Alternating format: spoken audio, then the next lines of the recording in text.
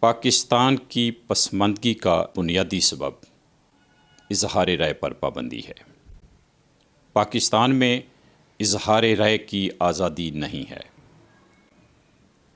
پاکستان میں میڈیا اور دانشوروں کی جگہ ایسے لوگوں نے لے لی ہے جن کے نزدیک آزادی اور غلامی میں فرق نہیں ہے۔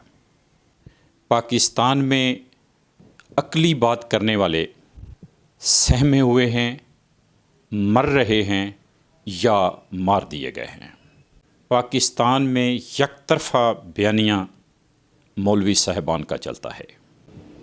پاکستان پر ملٹری اسٹیبلشمنٹ کا تسلط مولوی صاحبان کے بیانیے سے جڑا ہوا ہے۔ پاکستان کو آزاد فکر خون کی ضرورت ہے۔ پاکستان کو اظہار رائے کی آزادی کی ضرورت ہے۔ پاکستان کو آزادی کی ضرورت ہے۔